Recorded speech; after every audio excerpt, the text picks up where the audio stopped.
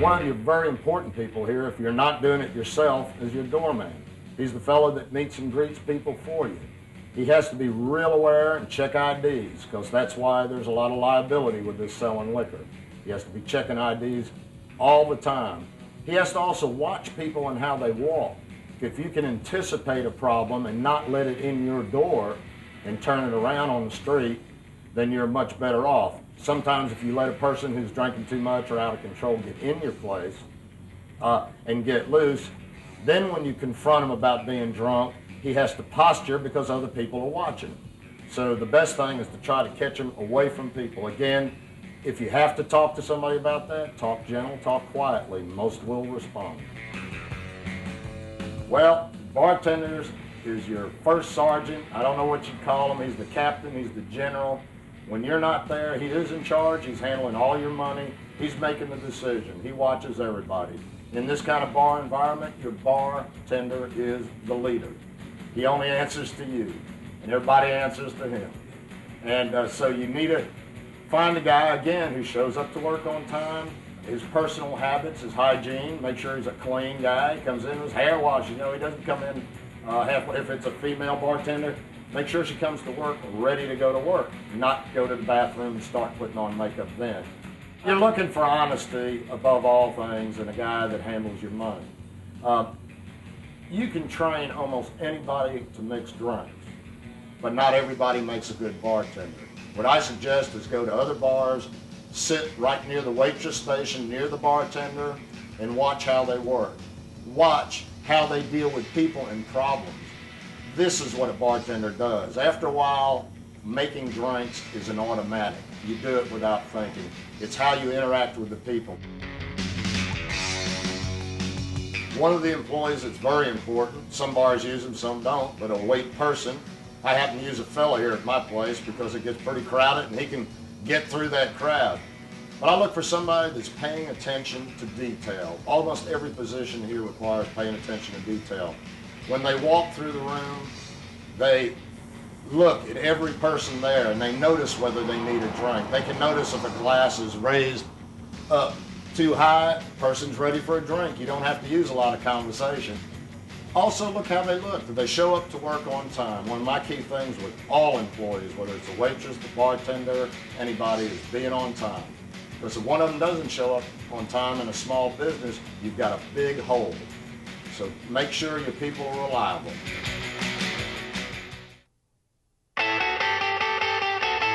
I think the most important thing is to be consistent. Most of your customers come to your bar because either they're lonely, they want to meet other people, and have a good time. Well, if you're lazy and get there and say you're going to be open at 4:15 and get there at 5 o'clock, people are going to get pissed off. You know, you need to do what you say you're going to do. If you say you're going to be there from 4 till midnight, be there from 4 to midnight. Doesn't matter if anybody's sitting in the bar when you begin. You have to establish what you are, where you're going to be, and what time you're going to be there. Just decide the hours that you want to work and start small and build from that. Find your favorite shift, whether it be lunch, middle of the evening, or late hours, and start with that. You can always expand, but if you take something away you've started, you're going to piss a few people off. The reason we use plastic cups here at Marty's is because, number one, it cuts down on an employee. We don't need a dishwasher in the back cleaning those. But number two, and my personal favorite reason, it is the most sanitary way to serve drinks. If you put them in glasses that are washed over and over again, you might not get a good wash job. But if you get a cup that's never been used before and will never be used again, that's pretty clean and sanitary. One important thing is getting your bar cleaned up every day, and it's the most terrible thing. I suggest in the beginning, you might not like it, clean it up once or twice yourself, so again, you know how it's supposed to be done. In Marty's here, my doormen at the end of the day, they pick up the fee for what I would pay a cleanup person, and they do it. You can have a separate person do it. There are agencies that come in that are bonded, and you could even give them a key, and they'll come in the middle of the day and have your place ready to go. My personal preference is before the day's close of business is done, have the place ready for the next day of business.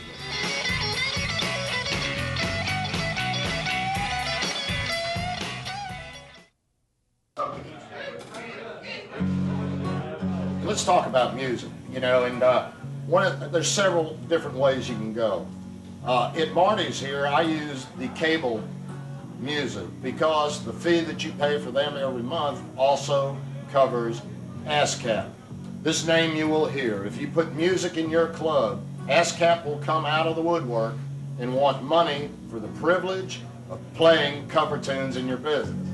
The digital music comes in over your cable. The fee includes your ASCAP fees. The minute you put in a jukebox or live entertainment, ASCAP will want money from you. I suggest starting out just with background music and an occasional live piece every once in a while, if you like live music. This is not a requirement. I think if you like country music, make it a country bar. You know, if you like rock and roll, get rock and roll. If you like folk, I personally, during the 7 days a week, try to cover all the music spectrums. I try to give them jazz one night, blues another night, rock and roll another night, folk another night, and then use an open stage where we just don't know what's going to happen.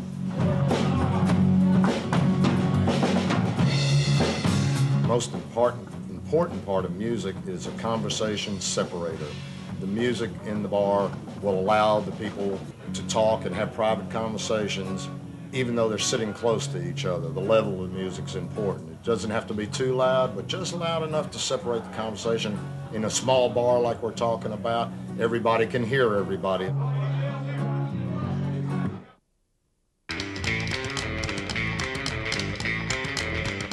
Food is another interesting topic. I'm mainly in the bar business. You've got to have food in this day and age to help people get sober, or if they get hungry, to keep them from leaving your place and go to another place just for a bite to eat, because once they're gone, they may never come back. But in this type of business, food is not a big deal. And if you want to be involved with food, we're almost talking about a whole different business. This is a liquor business with food drag along. We have minimal amount. We serve hamburgers, cheeseburgers, and stuff people like. I suggest keeping your food simple.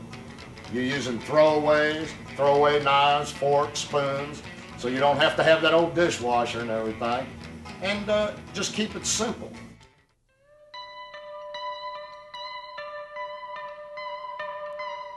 Well, there's different types of problems. Some people, if they're just going to start trouble, you have to try to get them out of your place immediately. I suggest trying to talk them out, move them out the door, ask them if they would leave. They're not having fun, you know, and everything like that. They need to go on. Only as a last resort, get physical. And only as a last resort, call the police, because some people are just having a tough day, and if you talk to them, 99% of them will respond favorably. Well, sometimes you have people come in the bar and they're real subtle about causing a problem.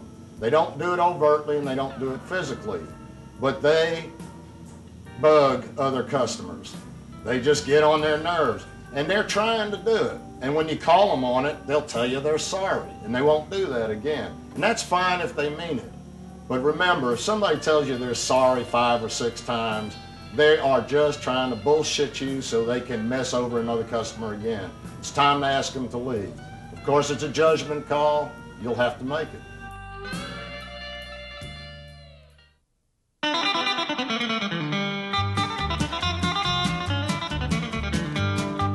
Now, if after you've seen all this information and you're really interested in going ahead with this, what I suggest you do is get a notebook and write in it everything you do, everybody you talk to, what day you talk to them, when you're going to talk to them again. If you do all this, you'll have a good record. You'll be able to reference names, people in government, vendors you've talked to, beer suppliers and everything, but it will also keep you on track of what you have to do and keep you moving in the right direction. This video is not law. This video is only a suggestion, a rule of thumb guideline. It is working for me. I think it can work for you. Opening a bar has been the best business experience of my life. I look forward to going to work every day. You can have this experience too. Thank you and good luck.